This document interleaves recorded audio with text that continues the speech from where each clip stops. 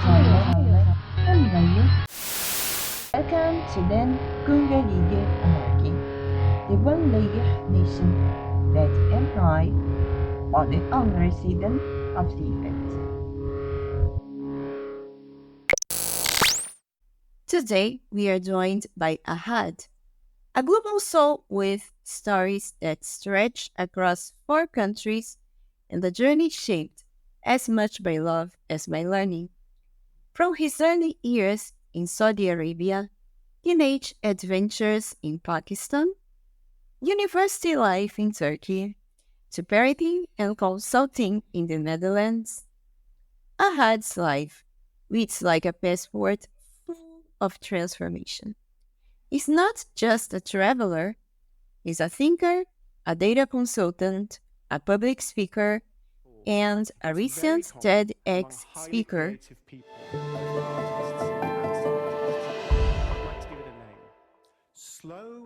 But perhaps the most powerful part of Ahad is the woman he met 10 years ago in Turkey, and how that encounter changed the course of his life.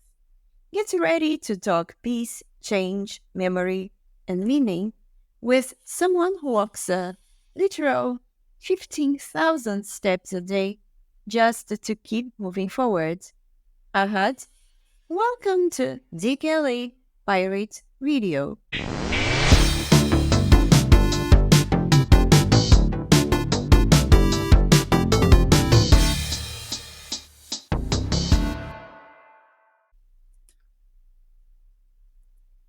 Ahad, please introduce yourself. Hi, Leia. My name is Ahad. I am always struggling trying to explain myself. It's such an easy question with such a difficult answer. But how I try to tell about myself is I like to say I'm a storyteller. And that's what I do all the time. So I tell stories when I'm with my friends about life. At work, I tell stories about data. And in my free time, I like to tell stories about whatever I think is important that's going on in the world. And where can we find you online? Well, my Instagram handle and most of my online presence is under the name of This Is Wassel, so at This Is Wassel, where we basically tackle difficult conversations or ideas and how to really talk about it, how to really think about it. We do not give any advice on how to do stuff. We only try to understand the why, and we invite the users as well to understand the why, because I think there are hundreds and thousands of people who are willing to give you the how. I don't think I'm any better than those, but I am good at trying to analyze the why. And that's what we do at Wassel. Great. And we are really glad to have you here because this podcast 10 years ago started with basically storytelling and some art sharing. I like to share my songs, my poems. That's how we started. And our theme, first of all, is peacemakers and peace-breakers. Sometimes we need to have a peaceful moment, and what brings us peace and what can break our peace. And that's what we are talking. Perfect. Great to be here. I'm really excited to hear what you have to say on the topic. I'm very excited to share my opinions on the topic, and let's see how it goes. Great. Well, first question is about your global journey. You have lived in many countries. How has living such diverse cultural environment shaped your perspectives on life and your approach in building peace? Just to give a background, of course, for the listeners, I got to live in 4 countries because my parents moved a lot. So I am ethnically Pakistani, but I was raised and born in Saudi Arabia, where my dad used to work for a living. Then I moved back to Pakistan for my teens and my teenage education maybe, and from there I moved to Turkey for my university education, and from there now I'm here in the Netherlands for my job, my wife, my children, and my life going forward, I'm assuming. And it has been a wonderful experience to go through such a myriad of different countries and their cultural experiences. How it really changed my viewpoint in general just about peace is you learn that there is more in the world than you thought of, and that really makes you think that okay, you don't know anything. And try to hold your beliefs loosely because you might think your beliefs are correct in this part of the world, but if you go somewhere else, they'll be completely upside down in the other part of the world. So it has been a struggle to understand that yes, your identity is tied to your beliefs, but there's nothing wrong with holding your beliefs a bit loosely and experiment with them and see what works and see how you can add value to the people around you. In regards to peace, what I've learned is people and the environment that you're in really dictates the kind of peace you're going to have. So in countries like Pakistan, Saudi Arabia, peace was just do what you need to do. Don't meddle in too much. Don't bother people around you. Just keep your head down and just be on your journey. But then you move to countries like Turkey, where it's a bit more liberal, yet it has Islamic roots. So there also the camaraderie is there, where peace means to be there for the other person, try to protect the other person, try to protect your people. But it also still means that you don't want to clash too much with authorities and try to argue with people for the sake of arguing.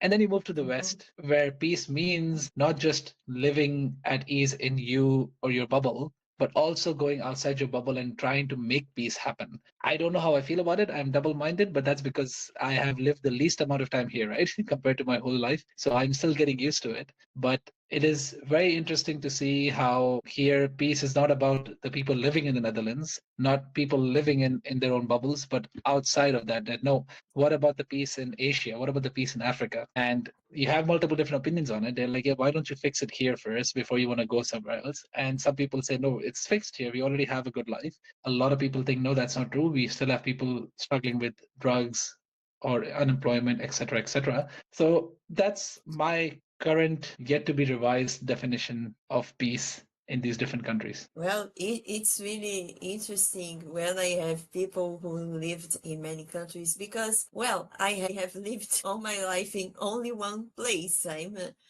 I'm from Brazil and I always lived here. And I've always grew up with this curiosity to know how the foreigners see the world, how people from other countries think about some things. And I feel really blessed to meet people from other countries and people who lived in too many countries to see how is life outside your country. Many people discourage us to do this movement of meeting the foreigners. They always say foreigners are hostile people, but I don't think so. Yes, I agree. I think it also goes back to the history you guys face in Brazil, right? So, due to that, hostilities against foreigners makes sense. In Pakistan, for example, is the other way around. We were also colonized. We also did not have a good experience with foreigners, but for some reason we were so brainwashed into believing that these people are the ideal people that even now we like to strive to be like them, we dress like them, we talk like them.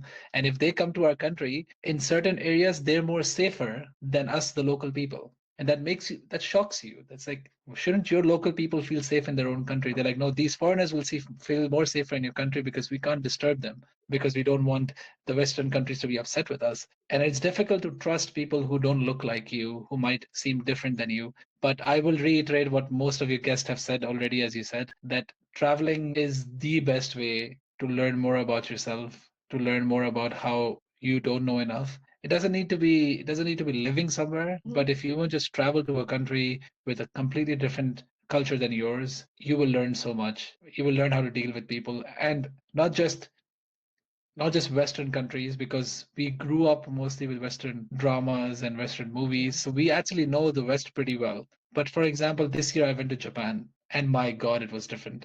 The culture there was beautiful. The people there were amazing. My daughter was just 8 months old when I went there, and people on the streets were stopping to look at my daughter. They were announcing it to each other that look at that girl, how cute she looks. She was getting so much attention. She was loving it. She was having such a nice, homey feeling in this place. And we also felt very homey. Basically, they treated us with respect because they were like, you are a young family, you're going through so much. Here's some extra love. When you come back to the Netherlands, people don't care. Yes, you have a baby, so what? Everyone has a baby. Figure it out yourself. And that always confused me because in Pakistan as well, we are very societal people. We're very people, right? I think Brazil would be a bit similar as well. Like family really matters, culture really matters. But here you come, it's all about the individual. It's very famous. And you learn. Like, that's how I say, you will learn. Like it is how it is. I agree with you. Well, I would have the first experience during the pandemic, and now things got harder. But even meeting people online from completely different cultures is teaching me something. I have a Japanese friend. I love to talk to her. Sometimes we have many cultural shocks just talking. And yeah, I also have contact with Europeans, and I don't know, they are really individualistic. I avoid to say cold, but they are centered in their own lives. Yeah, So maybe it's what you live in the Netherlands. I agree with you. That's what I experience as well. Everyone is a hero in their story. That's fine. That has to be the case, or is there something wrong? But in our cultures, part of being a hero is to be of service to others, right? Part of being the main character is that you are responsible for the people around you. And that is something I still struggle to find here in the West because everyone is just responsible for themselves. They're like, we only take care of us and our children, maybe, and that's it. That's all we care about. And it's a bit of a difficult feeling to ingest. It's just a different way of looking at life. It doesn't mean it's wrong. It's just different from what I'm used to. What were some of the biggest challenges and rewards of adapting to new cultures in each country? And can you share any specific experiences that highlight these challenges? I think when you live in different places, you learn the value of people and you learn the value of community. Now, what do I mean by that? Is when you live in Pakistan, Pakistanis love each other maybe, but they don't care about each other as much as you would want them to, right?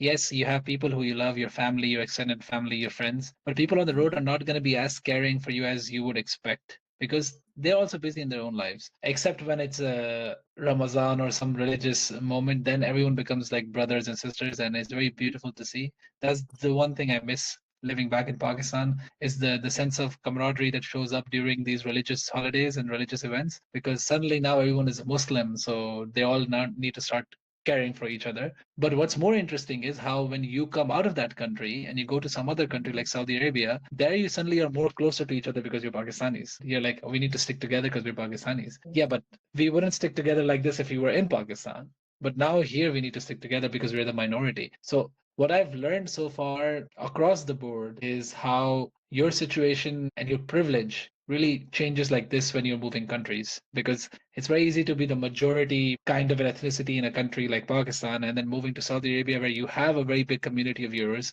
so you don't feel like you're missing out even though Pakistanis are not really the most well cared for ethnicity in Saudi Arabia because Saudi Arabia has its own issues but still it felt home because you had your people. Then you go to Turkey where you have less of your people because there are not many Pakistanis compared to Saudi Arabia. And you still try to find your people. I still try to understand that who can I connect with. And the Turkish people are so in love with Pakistan because we have this religious relationship with each other. You don't feel like you're out of place. You learn their language, you assimilate with their culture. They might have an issue with your spices because they smell a lot compared to their food. Mhm. But other than that, you don't really get a big of a change. So for me, jumping from Pakistan to Saudi Arabia to Pakistan was a bigger change than changing from Pakistan to Turkey because there it felt like you were home. It was very nice. It was quite wonderful. And the biggest learning I got from Turkey was Turks are very proud people. So if you are debating with them, if you're discussing with them, if you're arguing with them, you need to be ready to Mhm. take a stand because they are like, we're proud. We will defend this idea as long as we can. And it doesn't matter if you're wrong. So you learn a lot about how to debate and discuss and how to make friends who are Turks because they have this different concept. In Pakistan, people don't care. I'm right, I'm wrong, I don't care. I'm just going to talk to you. And if you don't listen, that's fine. In Turkey, it's like, no, you listen to me, I am right. Or else some fight will break out. So that was a big change for us because we are talkers from Pakistan. It's quite normal for us to talk all day, and they become Mhm. confused when we're just passing out comments like this and we switch here and there while they're very stick to their pole that okay, this is the truth and this is the only thing and I'm going to defend this. And we're just like, yeah, this can be true, that can be true, that could also be wrong. It doesn't matter. Let's change it. So that really gives you a big of a difference. And then when I moved to the Netherlands, it was a complete opposite of what I'm used to now. I'm going from Muslim countries to a non-Muslim country where suddenly it's all about liberalization and democracy and how everyone is so equal. Yet you don't see that in the way how things are functioning. You don't see that on the roads. People try their best. No one person is to blame. They try their best to be inclusive and try to help you, but you can feel the difference just by how they look at you because you look different. And that's something I faced in Saudi Arabia. That's something I faced in Turkey. And that's something I also face here. So it's not just a Western democracy thing, it's everywhere. When people don't look like you, they will not trust you. And you need to work harder to build their trust. Thankfully, here, ideas and knowledge in most cases takes precedence over your color and your background. So if you have the right things, if you're talking about the right stuff, if you're doing the work correctly, you will get recognized. So that was always a plus point for me, that I could work to get where I want to get. And people will always give me opportunities. They would trust me and they would believe me, even though I don't look like them. So that is a very big plus point. And plus the infrastructure. I don't know how the infrastructure is in Brazil, but Terrible. the biggest culture shock for me moving to the Netherlands was how good infrastructure can be. Because even in movies, you look at the US, that's what you look at mostly, right? And the US also has a Yeah. terrible public infrastructure, not as good as Europe, not as good as Japan. So when I went to Japan, I was even blown away after going to the Netherlands, because Netherlands already blew me away. I was like, trains, my God, buses, so clean, such a nice system. And then you go to Japan and it's Yeah. even better. And I'm just shocked. I'm like, how does this even work? So that is a very big plus point. Infrastructure. Yeah, I've never seen such clean roads in my life. In neither in Saudi Arabia, neither in Turkey, neither in Pakistan. Oh, I'm glad to see it because the Brazilian infrastructure is not the best. Public transport is not the best. So it's good to, yeah, it should be better because it's a big country, big territory. Yes, yes. But no, we don't have it. And you were talking about these different appearances. How look different is hard in some places. And here, as a big country, to talk differently, to look differently, can result in a different treatment. We don't need to leave the country to have this difference. It's such a diverse country. I can Many, imagine. yes, my family come from many origins. I'm mixed race, so, and I like it because I don't belong to one place. I belong to many places. But many people don't think like me. They must belong somewhere. People sometimes are proud to show they belong somewhere. I never understood this. It When is. people is a bit richer than the other, is not so rich, they like to show they have money, they have power. Oh, to me, it's not Indeed. good. I agree with you. I can completely resonate with that, because Pakistan is also such a diverse country, not like Saudi Arabia, Turkey, or Netherlands, where you have a very single-minded majority, which is your ethnicity. In Pakistan, we're built with 4 different provinces with 4 different languages. And then within those provinces, you have cities with completely different languages, people looking completely different from each other. We have people who look like us, South Asians. Then are people who are but on the darker side. Then you have people who are more on the lighter side. Then you have people who also look more Asian than us because they have a border with China. So they also look a little bit more of Asian origin. They all look different from each other. And I agree with you. There's also stereotypes against those kind of people with who look different, who might be having different abilities. They might have different roles in society, and it's everywhere. And it is sad, especially because the concept of a country is also fabricated anyways, Laya, right? The concept of a state like Brazil or Pakistan, it's not in nature. These lines don't exist. We have people in Pakistan and India who are family, who are exactly the same looking, same culture, same language, but now they're 2 different citizens because of one line in the middle made by some one white person 70 years ago. I think in Brazil would be the same. You might have people in central Brazil who might look different, but if you go to the edges of the Brazilian border, you will see people Yeah. who look a bit more similar to the bordering countries. And you're like, but you're Brazilian. Yeah, but my cousin just lives across the border because you guys drew this line. I don't believe in this Yeah. line. So these are fabricated things, and people use this to fakely make you believe that, okay, there's such thing as patriotism, right? To be Brazilian is to be this, to be Pakistani is to be this. But that's not true. It doesn't exist. It was never there. To be human is what exists. Your ethnicity does Yeah. exist. right? You are from a certain Mhm. culture of a certain village in this particular world, and you have your ways. That does exist to me. That's the line of community I want to believe in, because I don't want everyone to look the same and feel the same, right? You have your own culture. Even in your case, you're mixed origins, but your mixed origins would have different cultures, right? And different rituals. Not every ritual would be the same. And so in those cases, I personally like to protect those rituals, because I'm like, this is the only thing that makes me me, because I still wear blue jeans, I wear white shirts, I listen to English songs, I speak English most of the time. So I'm losing who I am. But who I am is not really Pakistani or Saudi or Turkish. Who I am is where I come from, where the ethnicity in that piece of land is, with the culture and the traditions that I learned from there. And that doesn't mean I'm being racist or a bigot to other cultures. No, I'm respecting my culture. I'm celebrating my culture. This is my people's culture. We have our own food. And it's different from other people's culture within the same country. And that's fine. Let's celebrate that instead of trying to find problems in it. I repeated this story many times in my other season. I studied theater for 2 years, and one of the teachers told me I should think myself as a tree in the role making process. Why the tree? Because each branch, each leaf of the tree is someone I know from family, from my friend circle, people I meet once, places I live. It's what makes me me. So we must, instead of think ourselves as belonging to one place, to one cultural origin, think ourselves as trees. Each branch is important to make us a big tree. Definitely, I understand that. I resonate with that. It is difficult to reconcile that, to be honest, right?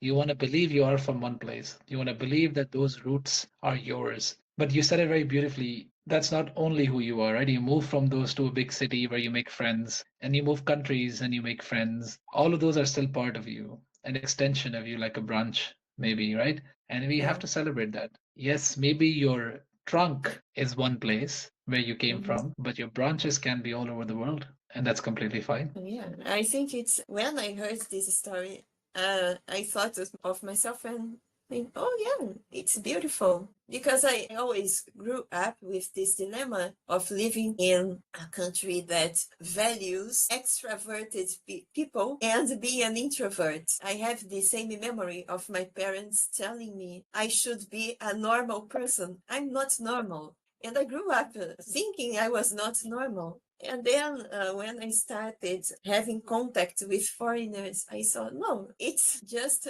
my culture demanding me to be like just like them. But I'm different. Exactly. I'm not like this. But I bring some elements. It's I can't avoid. I bring some elements of my culture. Yeah, and that's fine. You should not be forced to be pressed in a box, right? You Mhm. are you. You are your special person. We should celebrate that as much as we can, because you're not hurting anybody by being you. As long as you're not hurting anybody by being you, Lae, I don't see a problem. Well, let's talk about peacemaking in family life. We talked a lot about family. Now you are married and parenting in the Netherlands. And how do you approaching this peacemaking process within your family? And what strategies do you use to maintain harmony and resolve conflicts? I love this because conflict resolution is one of my most special topics. To me, I'll be very honest with you, life is not supposed to be hard. We make it hard,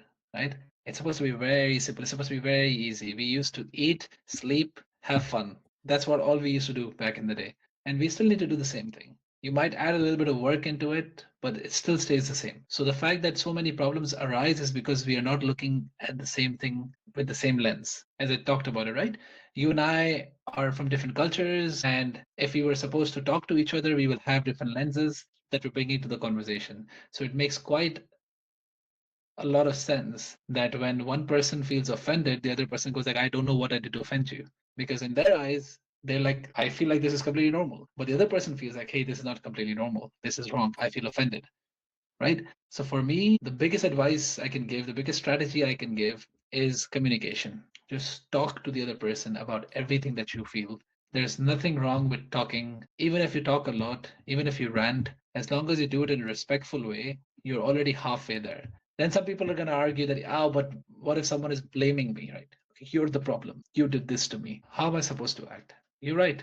You're right. At least you're talking. So that's the first step, but this doesn't mean it is solved yet. Now conflict arises. Now people are going to start blaming each other. They're going to start arguing with each other, and you don't know if it's going to solve anything. Well, the second idea behind that is very simply, I always do this practice with my wife. Who got hurt first? So who got hurt first gets the free pass to say whatever they want. And they're like, what does that mean? That's unfair. I'm like, no, it's not unfair. Imagine I slapped you and then you slap me and then I get mad at you for slapping me. That doesn't make sense. I slapped you first. So you are entitled to get mad. And if you slap me back, that's my consequence of my actions. But in certain cases, there is consequences of your inaction. So maybe you don't slap the other person, but the other person feels like you slap them. So they slap you back. Now would you slap them back? Yeah, it becomes more a competition than a relationship. I can understand your point. And the point simply is you can slap them, then they can slap you, then you can slap them. You can keep going like this, right? Or they use argument instead of slapping. I think it's a much of a, more of a easier word to use. But the reason I use slap is to basically make it concrete that it is a physical thing. You physically get hurt, so then you want to hurt back. That is human nature. Like, if I get hurt, the first thing I want to do is I want to hurt you back. I don't care. I want to hurt you back. And that's exactly why I say who got hurt first. Because if, for example, my wife got hurt first and she wants to hurt me back, I can stop the chain right there by going like, okay, she hurt me, but I will not hurt her back because I know she got hurt first. So I'll let it be. And that already solves the problem. So when you start talking to each other and you start arguing with each other and then you start swearing at each other and then things start getting messy, you need to remain calm and just ask yourself, okay, who got hurt first in this conversation? Was it me or was it them? And if both parties are thinking like this, you will never have a problem because if a person gets mad at you, you relax, you let it go, they calm down, then you have a conversation about, okay, what happened? Why were you mad? What did I do? What didn't I do? And then you start coming to the conclusion. Talking to them at that point in time is pointless because they're not looking for anything but to hurt you. So don't play that game. Let it be. If they got hurt first, let it be. Few days later, bring it back, have a conversation with a cool mind to understand what went wrong and what can you do to fix it. Simple rules, right? And me and my wife do that by doing marriage meetings, in which whenever we have an issue, we nip it. We go like, okay, I'm mad at you. I'm like, I'm mad at you. What do you want to do? I'm like, let's think about this. Let's relax. There was an issue. We both acknowledge there was an issue, but let's relax. Let's bring it up on Sunday. And then Sunday we put our daughter to bed. We come, we sit down. I have this notepad with everything written on it. I write it everything every day. I write stuff down that okay, this happened today between us. This happened today between us, and I bring it back point by point. I'm like, okay, so we did this today. What happened here? Because on Sunday we are on a clean mind. We both know we're going to be talking about these things. We're not angry. We're relaxed. And then we start talking to each other. We're like, I felt like that you did this, and I'm like, yeah, but I felt odd that you did this. And then you realize, I don't know if that was the correct decision then. Yeah, I know. So how can we make it better? So on and so forth. It feels like a business. It feels like transactions. People go like, it doesn't feel like love, but love is effort, just like work is effort. If you just rely on the butterfly effect and the big gestures and jumping around and singing songs, it's not going to last. It is effort and you need to put in the effort. That would be my advice in peacemaking in relationships. That's great. Well, you talked in the end about the butterfly effect, the romantic comedies, the rom-coms. I'm a long time fan of romantic comedies, but in my case, I know everything is so false. It's a lie. The situations are really, it really goes well in the movies, but in real life things are different. And I heard many love advice from people that I followed, and of course I missed it.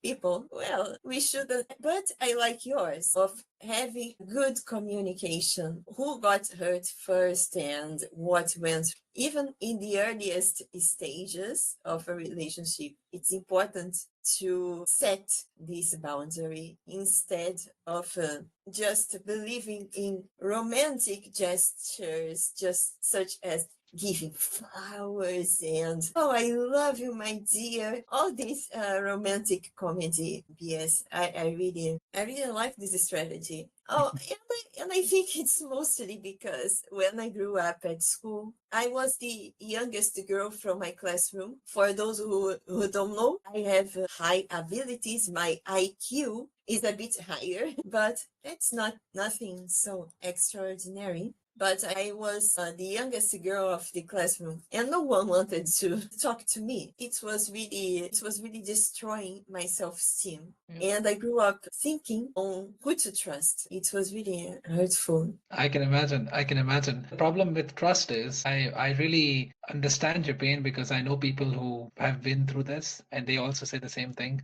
Who do I trust? My trust was broken. Can I really regain my trust? And I don't like giving advices, right? I only like telling stories, and I hope that you pick up something that works for you. Although I keep saying the word Yeah, advice, what? but I really like to just tell stories what works for me. And I hope if you like it, you can try it yourself. But the story I would like to share about this is the person that I know also feels like this. They say that how can you go around trying to trust people who you know or you don't know yet, who you know might hurt you back? And I'm like, what is the worst that can happen? They are like, they're going to break your trust. I'm like, yeah, but you know what that feels like, right?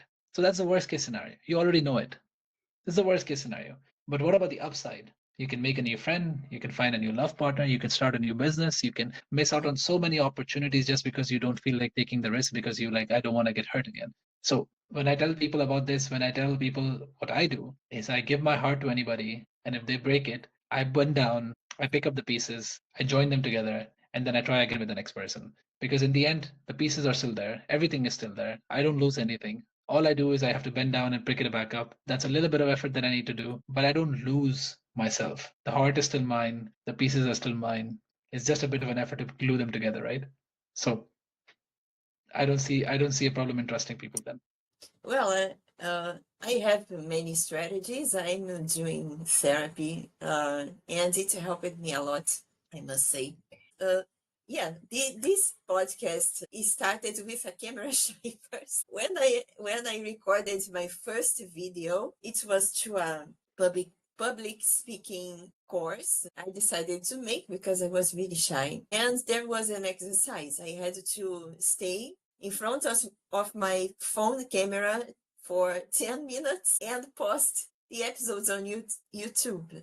I remember, I still remember, I was sweating and it was just an exercise. I had to answer the questions of the exercise. And I But you have thought, to record oh, yourself doing it. at the end of the course, I started losing a little part of my camera shy, but I must say the theater classes helped me more. And I agree even with you. then, Yeah, I agree with you because I went through the same thing. I am also a camera shy person. I'm not a people shy person. So you put me on a stage with 50 people, 100 people, 3,000, 10,000 people, I don't mind. But if you put me in front of a camera, I don't know what to do. So all I had to do was just work through it exactly like you did. My first podcast, my first reels, if you look at it in my Instagram page, I get anxious. I get goosebumps. I get awkward. I want to throw up. That's how I feel when I look at them. I'm like, this is bad. Thankfully, I'm better. Needs a lot of things just need time. And that also goes back to what you were saying about trusting people. That also just needs time. Just needs time. You need to just put in the effort. You need to let the crop grow, put in some water, and just wait. Sometimes things just need time, and we as humans just don't have the time anymore, I guess. yeah, we must give us time and just practice makes perfect. I think it's something so true. The more I practice, the better I become. Well, I remember when I first recorded Instagram Live for no one. When I saw the first person, I just turned it off the live and thought, why I did this? I must bring people. And the first person came, and then the other ones easy. I just decided, oh, I must jump. Dare to jump, just record and let people enter your life. Yes, yes, it is brave what you're doing because it is scary. They say the single most scary thing, this was a survey done in the US. What are you the most afraid of? I think number one was public speaking and number two was death. So people were more scared of public speaking in front of people than dying because they were like, I would rather die. And that just explains why you were feeling what you're feeling, right? It's just quite normal for us to be like, I don't know. I don't feel comfortable that I'm the right person. I don't know why this person would like to look at me. I don't know what they want to hear from me. I don't know. I would rather close it. I just don't want to be in front of people. So you're doing a great job. Thanks. And I know you are going to talk on TEDx, isn't it? Yes, yes, yes. I'm very excited about that. November 8th in Eindhoven in the Netherlands, we will be talking about voting and democracy because I am quite interested in understanding how democracy works and how we can fix it, right? People say it's not broken. I think it is broken. I think we can fix Yes. it. There are some ways. And yes, thank you so much for mentioning it. I am really looking forward to hearing it. And let's see how it goes. It's going to be a big deal. Good luck for you. So let's talk about the peace breakers and conflicts. I think we talked about inner conflicts throughout your life in various relocations. Have you encountered individuals or situations that could be described as peace breakers? How did you handle those conflicts, and what did you learn from them? It might sound like I'm a broken record that I'm saying the same thing again and again, but I think here the solution is the same. There are so many examples of people I met who were very difficult to work with. People I met who were not interested in your well-being. They just wanted to take whatever you want to give them, and they didn't want to give anything back. I only dealt with these kind of people in two ways. I would Mhm. first give them the benefit of doubt. I always believe in the benefit of doubt. I'm like, give them the chance, see if they will turn around. And second is talk to them. So if you talk to a person, you give them the feedback and then you give them a chance and they still don't listen to you, then you walk away. Right? There's nothing else you can do. Yeah. Walk away. Don't invest in relationships that you know you are not interested in or you don't get energy from. There are 8 billion people, almost 10 billion people in the world now. You will find a person in every corner that can be the type of person you're looking for. So you don't need to stick to that one person who is not interested in giving you anything, who's not interested in your well-being. Surround yourself with people who want to uplift you. And if there are people who try to bring you down, just like talk to them, understand their situation. A lot of times what happens is they are projecting their insecurities, they're projecting their lens. So as you said, right? You have lenses, you have perspectives, and some people came through a walk of life that was very scary for them. So for them, their lens tells them to be always prepared to fight with anyone who tries to come close, to try their best to trample over someone or walk over someone. That's how you get ahead in life. That's what they learned. So you can't blame them for trying to do that with you, but you can blame them if after you give them your feedback, after you tell them what doesn't work with you and what works with you, they still do the same thing and they keep doing the same thing. Then you need to leave. Cut them off. There is no point in keeping in touch with people who don't give you energy. So there is no space for peace breakers in my life. That's how I would say it. If you're a peace breaker, you get one or two chances with me. I try to help you 100%. I'm there for you. You want to work on it, you acknowledge it, that I do have a problem, Ahad. I do know what I'm doing. I'm breaking the peace. How do I fix it? I will help you. I will give you my advice. I will give you my examples. Hope you can learn from them. Ask other people for it, but learn to become better. And if you don't, then you're out. Simple as that. I must say, since I started opening this podcast for guests, I think around 80% of my guests are men. And I like it. Many people would say, oh, where are the women? But I like because I was in a phase of my life that I lost my trust in men. It started with my father. I had a really peace breaking conflict Yeah. with my father, and then I stopped trust in other men, and talking to men from many parts of the world just helped me rethink on many of my personal beliefs. And now I'm thinking about someone I started talking personally. Is not a podcast guest. I have some interest, but I have no idea if he's interested in talking to me because we have a big age difference. I'm 13 years older than him, but I really enjoy talking to him. He brings me peace. I remember just messaging and having very peaceful moments. But for some reason, he stopped talking, and I also stopped investing in communication. And you are talking about just communicate and shout our feelings out loud. And I'm thinking about this person. It's Give impressive. everyone a chance. Yes, give everyone a chance. And if they don't respect you enough to understand you, to give back what you're giving them, there are hundreds of thousands of millions of people who would love you for who you are, Leia, who would care for you for who you are. And you don't need to sell yourself short. This doesn't mean that you treat people badly, right? So some people, when I say this, some people think that, oh yes, look, I'm a queen, I'm a king, I'm the best there is, right? No, that's not true. I'm just saying that you are you, and you definitely need to work on yourself. Everyone needs to work on themselves, but this doesn't mean that you need to change yourself for someone else. When someone else comes, it will be natural, it will happen by itself, and you will not even know. When I look back 5 years, 10 years from who I was, I can't imagine that was me. I was like, how was I so lazy? How was I such a bad person? How was I so without a goal and just wandering in life, just wasting time? How can I that person be me? But 10 years ago, I met my wife, and now I am such a different person, and I credit that completely to my wife. And she doesn't understand it. She's like, "Why me? I thought you were always like this." I'm like, "Apparently, I wasn't." Or maybe I was. Maybe you made me a better person. Just the thought of having someone around me made me a better person. Maybe it wasn't your direct feedback. Whatever it was, I grew, and I grew with you.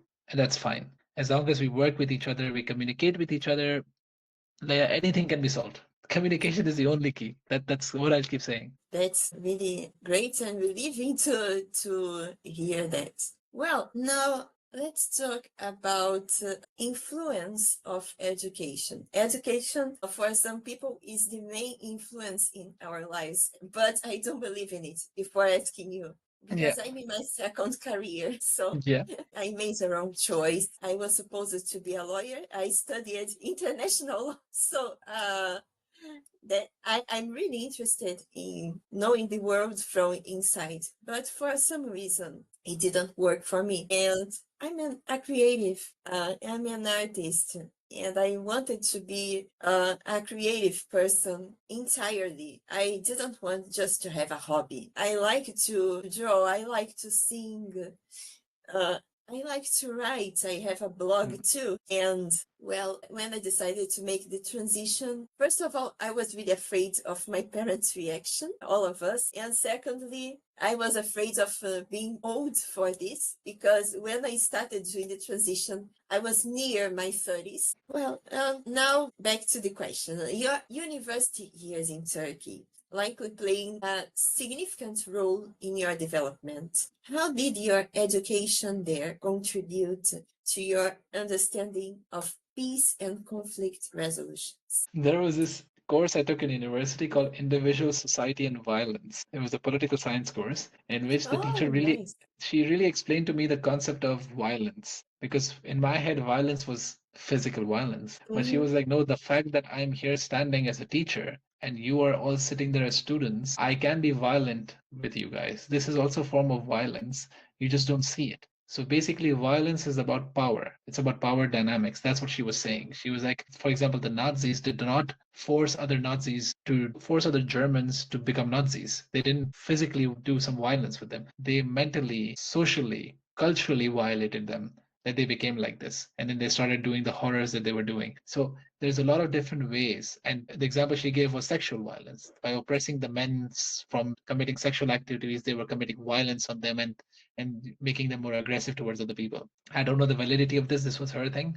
She just said it to me. I genuinely believe education, university education, is fundamental for your growth. I don't believe that you are stuck in that career. So what you did is completely normal and that is possible. But going to a university is the best investment you can make in yourself, because you don't just come out with a degree of a lawyer or an economist like me. You come out with experiences and real world skills of navigating social dynamics like never before. So you learn how to deal with teachers, people who are on a bigger authority than you. You learn how to deal with your peers who are on the same scale and authority as you. You learn to collaborate, you learn to work together, you learn to understand how to read, research, understand how to remember, give exams. You do a lot of things in university that I think are very important, but that doesn't mean you need to stick to one career, right? It needs to be Anything. Education could be anything. And just because you finished an education doesn't mean that's where your education stops. I'm a firm believer of lifelong learning and lifelong education. So I still keep learning. I still listen to a lot of podcasts, look at some research papers, read some books, watch some YouTube videos. I still do that. Couple of hours a week I spend on these things, which is a lot. I spend almost 10 to 20, 12 hours of podcasts that I just listen to because I need to know what's happening in the world of data. I need to know what's happening in the world of politics. I need to know what's happening in the world of philosophy. That's my passion, that I want to know things. But I would not be the person I am today if I wouldn't have gone to that university in Turkey and have that exposure of learning how to become a better person in terms of my growth. So I would really recommend that the influence formal education, I would call it formal education, has on you is tremendous. That doesn't mean you're going to be successful because everyone has degrees now. You need to differentiate yourself from them. But not going to university is not something I can recommend because you're going to miss out on a whole element of non-educational side that you don't account for. So that's what I would say about peacemaking and peace breaking in regards to university. It teaches you a lot how to manage conflicts, live with random people, understand how dynamics work, understand and navigate through this complex landscape of young kids thinking that they're adults, acting like that they're adults, but they're not really adults. It's a wonderful time. Oh, yeah. Coincidentally, I also studied conflict resolution because I studied law, specialized in public international law, and I studied international relations too, small parts. And yeah, you are talking about the wars and the violence. It's a movie from my other life in my head. But I'm also studying graphic design nowadays. I started studying graphic design. It's a lifelong learning, as you said. I think it's really important to continue studying. And even if you don't want to be a professional in a field, it's good to study. Yeah. I'm studying fashion history, for example, and I don't want to be a fashion designer. I just like to see the story of clothing and how people can demonstrate who they are through their clothes. Yes. Their and Yes. it's really interesting. I learned it a lot. Glad to hear. Exactly. Yeah, this is exactly how one needs to be. Keep learning, keep growing. That's all we can ask for in this world. Well, let's talk about personal growth and peace. How has your journey contributed to your understanding of inner peace and personal development? I think a lot of times you are not honest with who you are as a person, right? And that's where the conflict arises from. And that's where peace gets broken. The first thing you need to do is to acknowledge who you are as a person. No judgment, just acknowledgement. I am a person who eats a lot. I am a person who doesn't work out enough. I'm a person who talks a lot. I'm a person who wants to argue a lot. These are all statements that are true. There is no judgment on them. These are facts. Then the second question becomes, okay, out of this, what do I want to fix? If I want to fix something. Yes, I want to start eating less and work out more because I want to be healthy and live longer for my daughter and her children. But do I want to worry about that I talk a lot? No. People say I should stop. People say I should be better at this because it's exactly like you. My culture around me kept telling me I was talking a lot, and guys don't talk this much. Girls are allowed to talk this much, but men don't talk this much. That's what I used to hear when I was a kid. But having that self discovery of just understanding, okay, these are the facts of my personality. What do I want to change? And in that, talking too much never came on that list because I know what my strengths are. I know who I am as a person. Growth is very important. So I focus on the working out, I focus on the eating, the focus on becoming a better, more structured individual. But I don't need to attack every part of my body, every part of my personality, especially because other people tell me to. So it starts with acknowledging what you have and then going on trying to understand, do you want to fix something or not?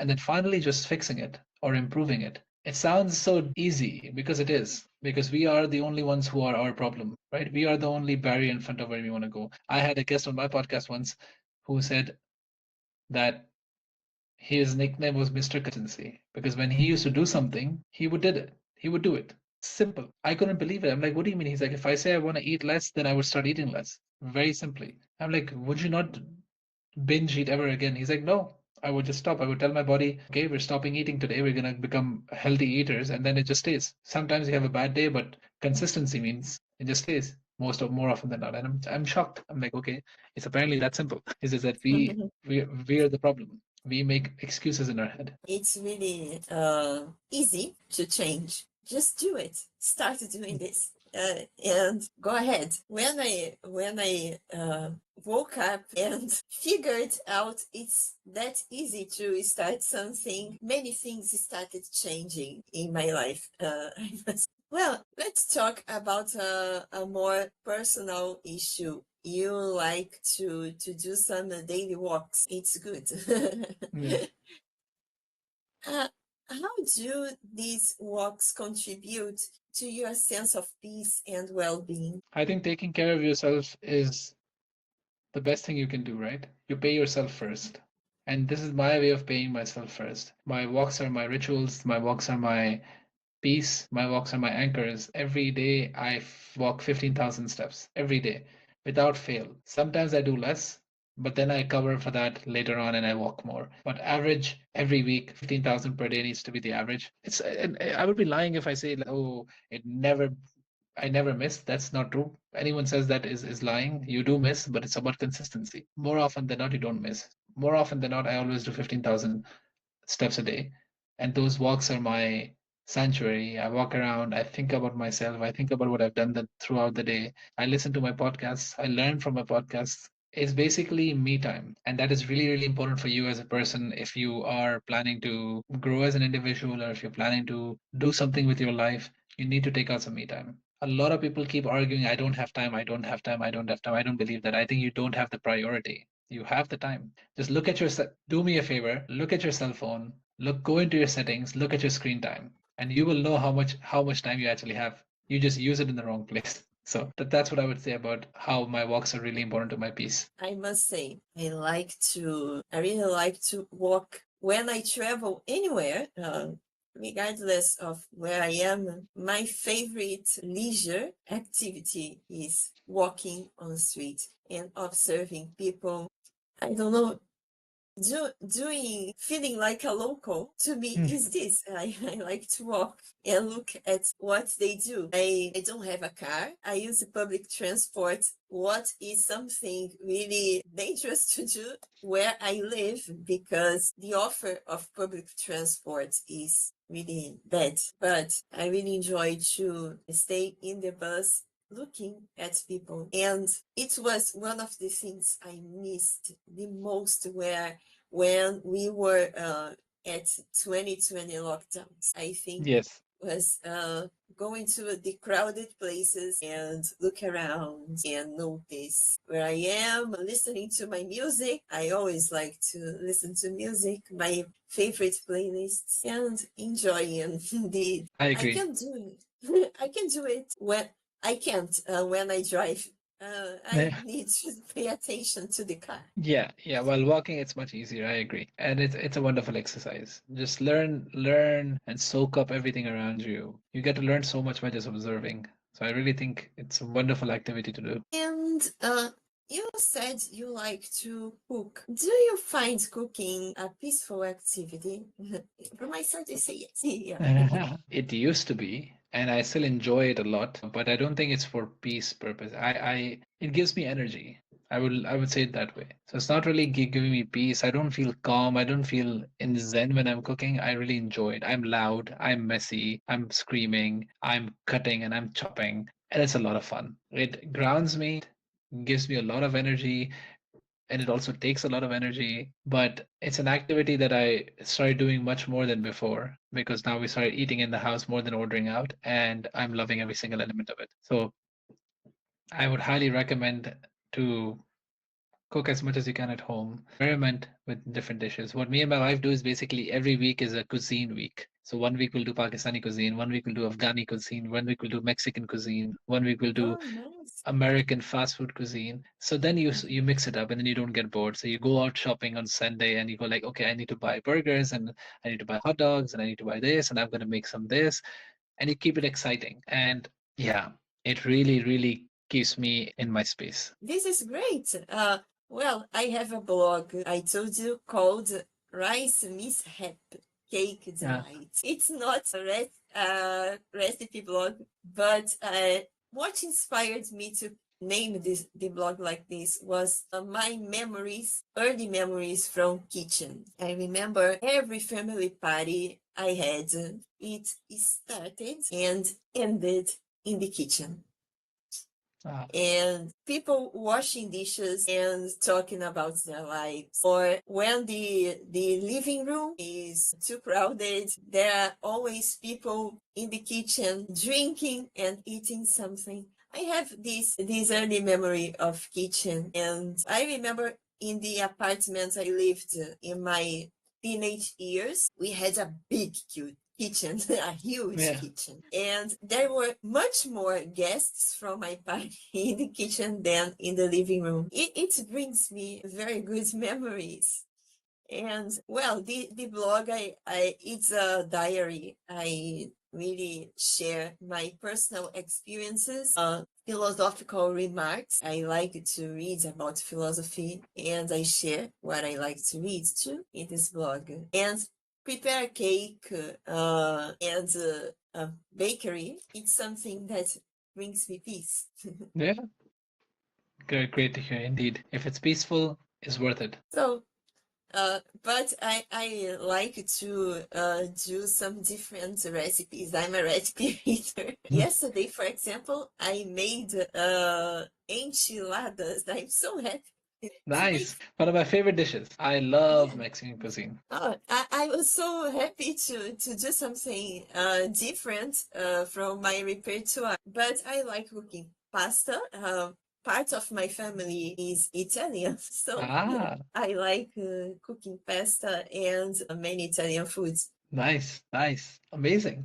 Italian heritage. Video games and relaxation. You said you like enjoy playing video games. It's really cool. Do you find that the games offer a way to unwind and find peace? Or do they sometimes introduce conflict and competition in your Ah, life? I think it's both. A lot of my games I play is to stimulate myself. It is peaceful in a way, but the aggression and the conflict that arises is part of the Mhm. game. And when you resolve it, you get more peace. So it's like playing FIFA and then losing and losing and losing, but then winning finally gives you so much peace. So I use it to unwind. To be honest, since I became a parent, I don't get much time to play my video games. But if I do, I really like to squeeze in some hours of just simple, heartwarming games that just gives me peace in finishing them up. And then I go like, hey, it's done. I did something. I'm happy. And then I move on. It is a wonderful thing to have in your repertoire, I think. Oh, nice. Occasional video game player. When I was a child, I grew up in the 90s, and here girls were not encouraged to play video games. I think Yes. I think it's something so it's a prejudice why girls shouldn't play video games. And I remember when I started playing video games, I was 14, 15 years old, and it was only adventure games, Tetris. I love playing Tetris. Pac-Man, the vintage Yes. games. Wonderful games. I loved all of those games. And now you told a lot about parenting your daughter. You have only her, or do you have any other Oh, just one child? daughter so far. Okay. As a parent in the Netherlands, how do you teach her about peace and conflict resolution? Oh, well, she is right now just 10 months old, right? So I cannot do Oh, much. But yeah, I she's learning to see the world. yeah, she's learning right now, but yeah, my goal is to teach her. My wife also says my wife is more on the other side that she needs to learn self-defense so she can protect herself and she needs to always be alert. The world is bad. And I always tell her all she needs is a critical mind and a voice, and she'll be safe in this world. Because the moment you know how to speak, the moment you know how to handle those around you, and resolve those conflicts, you are never going to get in trouble. Of course, this is a generalization because women go through a lot in their Yeah. lives. I cannot speak for that, but I can speak for my daughter who's being raised in the Netherlands, which is a relatively much more safer place. So here, Mm-hmm. having a voice and having a critical mind should ensure that you can be safe and healthy and away from any conflict that arises. If this was Pakistan, I would be exactly like my wife. I would teach her self-defense. I would teach her to not trust people. I would teach her to always have police on her speed dial or me on her speed dial. But in the Netherlands, you can relax a little bit. It is a safer country. And here, I want her to focus more on the good parts rather than on the scary parts. I completely agree with you. And she's probably wanting to walk before resolving peace conflicts. Exactly. She must give her first steps. I plan having kids. Okay, I'm as the advance and the 40s approach. If I don't have kids until this time, I think about adopting. It's a very noble thing. Which one are you going to adopt? Are you going to adopt Brazilians or do you have a preference? I have no preference. I really let the winds flow. Think this in a future opportunity. Now my focus is financial stability before. Yeah.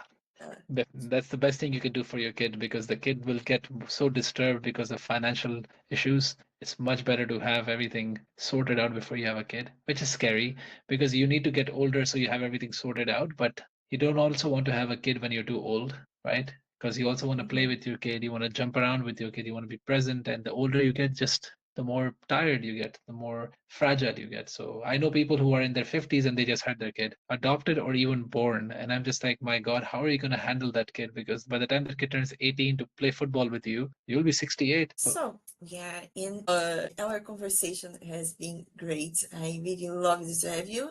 But now you are coming to the final round of questions. It's not the final question, the final round, the lightning, you and oh wow, I'm excited. Okay, the first one is about future aspirations. Looking ahead, what are your aspirations in terms of promoting peace, understanding, both personally and professionally? And how do you plan to continue making a positive impact in your current environment?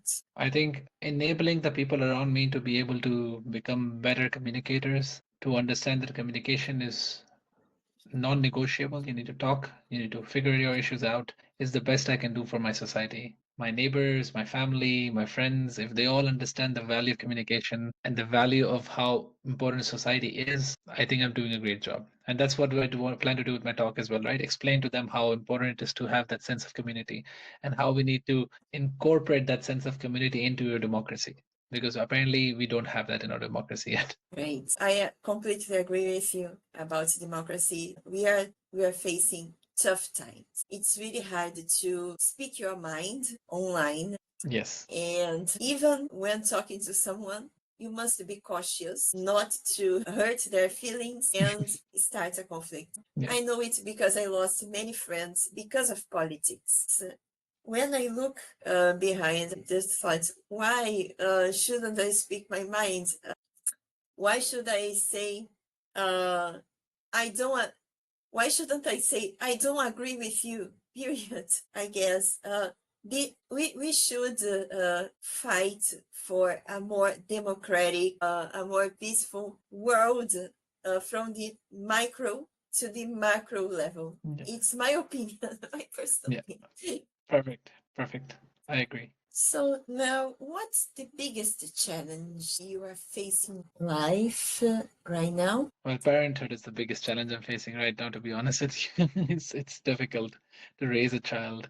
It's difficult to learn how to be a team with your wife. It's difficult and it's all wonderful at the same time. You learn so much, you grow so much, but that doesn't mean it's not difficult. And that doesn't mean it doesn't need to be difficult. It is supposed to be difficult. You're literally bringing another life into this world and you need them to be the best version of themselves, the best version of you in a way, sometimes as well. So it is going to be hard. And that's okay. I always compare adulthood as running with obstacles. It's an obstacle run. Sometimes we face some small obstacles and sometimes they are so big. We must run. Yes, we must run, indeed. If your life could take a radical turn, what would that be? I probably moving a country again, right? So yeah, now you are not alone. You have a family. Exactly. So it will be very, very difficult for me to navigate that change, but you never know. Living in 4 countries so far might get the itch to move another time. You never know. I think I protect myself and show up for myself by establishing a system that puts me first. And by that, I don't mean selfishness. I mean in a way that it sets me up for success. So when I start my day, my phones are off, my computers are off. It's just me, my thoughts, and time. And for those 2 hours, I get to be with my daughter sometimes. I get to walk outside alone. I get to stretch. I get to just be with myself. I put myself first. And when I do that at 9 a.m., I'm the best version of myself, knowing that I can tackle anything in the world because I gave myself some space. Compared to what I used to do before was just get up at 8:55, brush my teeth, wash my face, and then get on 9 a.m. to work. So that's the only thing I think really works for me, to give myself the structure that I deserve to be the best version of myself. And that's wonderful. This book teaches us to put ourselves first. Don't worry about external noise. Good. Before putting ourselves first. And the next two. And last question. What are 3 unique skills that helped you become successful? My ability to communicate, my ability to look at the picture holistically, and my humor. I think these 3 things really helped me become the person I am today. I wish we could talk more, but unfortunately, we have schedules. Yes. The bonus question is, Yes. DKLA stores are always open to you. Would you come back one day if you could? Definitely. Definitely. It was a wonderful conversation. I had a lot of fun to talk to you and would love to come back and have another conversation. I'm glad to hear that. Thank you very much for giving such precious words to this podcast. Thank you so much for having me. This was wonderful. You did a splendid job. I love the questions. I love your stories. I had a lot of fun. That's what we do during these 10 years of podcasting. The motto is inspire and engage. And I think we reached it. Yes. Yes, we did. So I wait for you next time, and I wish you the best. Thank you so much. Ahad, thank you for sharing not just your geography, but your emotional landscape with us today. Your reflections on love, transformation, and peace in all its forms remind us that identity is not built in isolation. It's forged through connection, challenge, and often the quiet strength of those who walk beside us. Whether you're navigating cross-cultural experiences, growing through relationships, or just trying to find peace in a noisy world, there's a piece of your journey that echoes in all of us. To our listeners, don't forget to check out Ahad's TEDx talk, and if you're lucky, maybe you'll catch him cooking up something delicious or racking up those daily steps. Until next time, keep questioning, keep growing, and stay just rebellious by rating DKLA 5 stars, liking, sharing, and subscribing. This is DKLA Pirate Radio signing off. See you!